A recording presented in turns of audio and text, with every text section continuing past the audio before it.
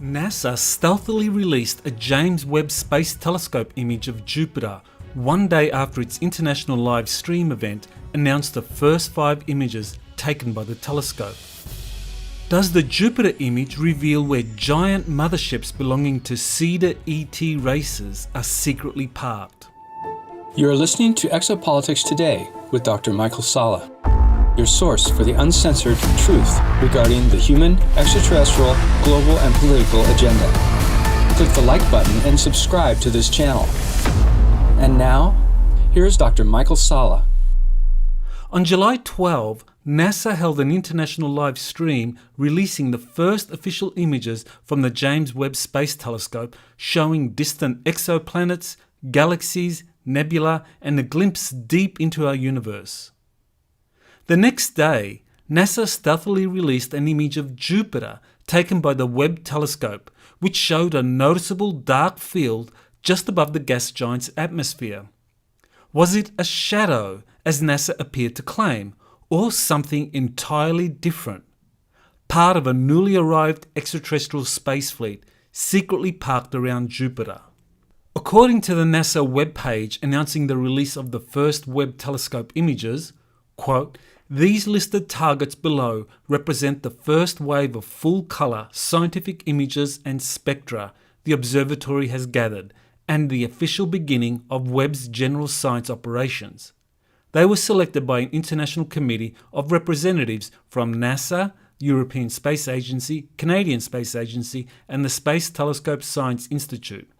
These first images from the world's largest and most powerful space telescope demonstrate Webb at its full power, ready to begin its mission to unfold the infrared universe." End quote. The NASA live stream began with a deep field image showing a portion of the universe teeming with galaxies, which, according to Jane Rigby, a Webb operations scientist, had a sharpness and clarity we never had. Next was an image of a gas giant exoplanet, WASP 96b, transiting its star, which is about 1,120 light-years away from Earth. The Webb telescope provides a far more detailed spectroscopic analysis of the background sun and subsequently deducing the exoplanet's atmosphere than was possible with its predecessor, the Hubble Space Telescope. According to a NASA press release, an analysis of the exoplanet's transit shows telltale signs of water in its atmosphere. Many scientists have claimed that the additional clarity and sharpness provided by the Webb telescope makes it possible for the future detection of biosignatures and even technosignatures from distant exoplanets. In the future, the Webb telescope will examine exoplanets in the habitable region of their solar system to determine if extraterrestrial life exists. The third image released by the Webb telescope showed a planetary nebula, also known as Southern Ring Nebula, approximately 2,500 light-years away. The fourth image showed a grouping of 5 galaxies called Stephan's Quintet, the closest of which is about 40 million light-years away. The fifth and final image showed the Carina Nebula that is in the process of creating new stars, which was yet again a distant region approximately 8,500 light-years away.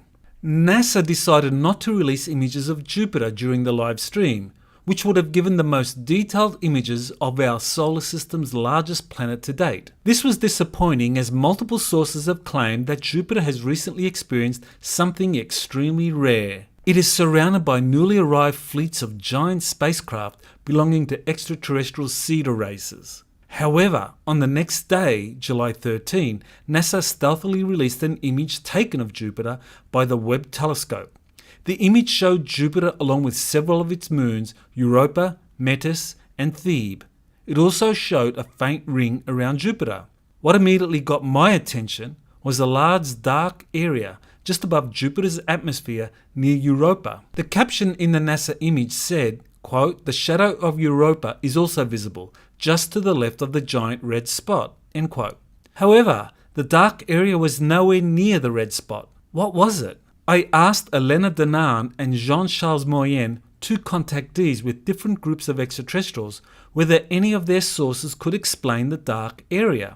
Danaan replied first that Una, a representative of the Intergalactic Confederation, had a message to share. She publicly released Una's message in a July 13 live stream on YouTube. Here's the complete message of what Una had to say about the mysterious dark area, along with information about newly arrived space fleets that had parked in the vicinity of Jupiter. Salutations to who will read this communication I am transmitting now. Here, first Altian emissary, Una, speaking on behalf of the Intergalactic Confederation, Council of the 24. There are 138 motherships, part of the Nataru Alliance, in your star system named Sol, with their fleets. This number represents several thousands of crafts.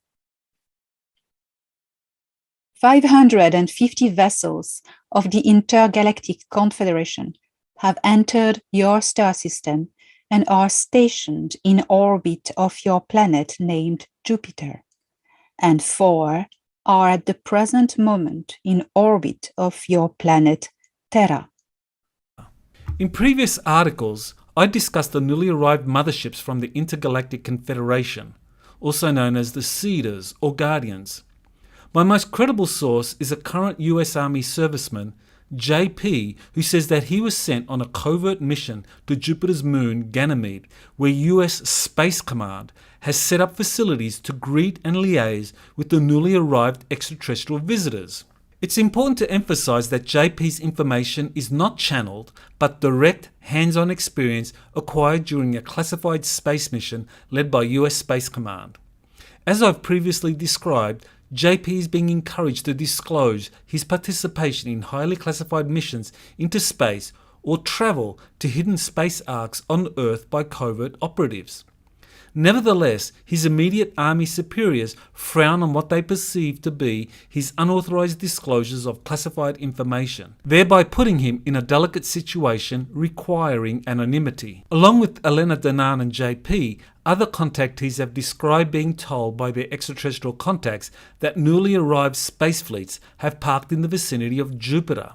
These include Alex Collier, James Gilliland, Jean-Charles Moyen, and David Rousseau, all of whom confirmed in interviews that large numbers of extraterrestrial spacecraft had recently arrived. Going back to the Webb Jupiter image, Una next explained what it was.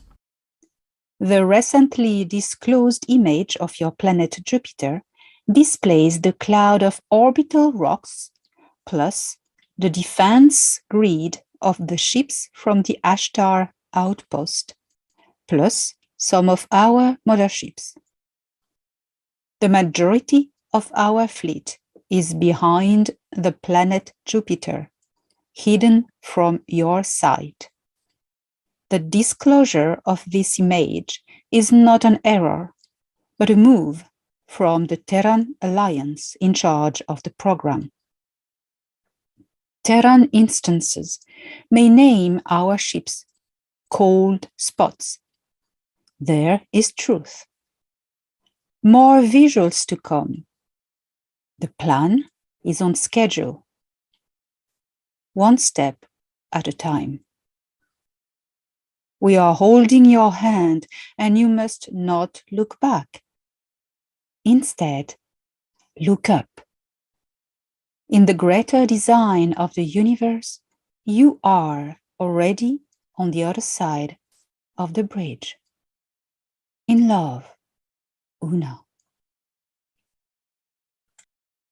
Close examination of the darkened area shows that it is not a shadow, as suggested by NASA, but a large dark field orbiting Jupiter just above its atmosphere.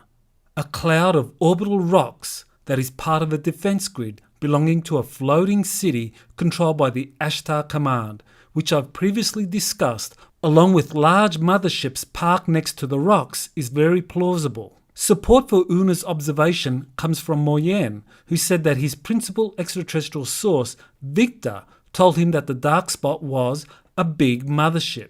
The James Webb Space Telescope image of Jupiter may provide the first photographic evidence showing some of these spacecraft secretly parked in the vicinity of Jupiter.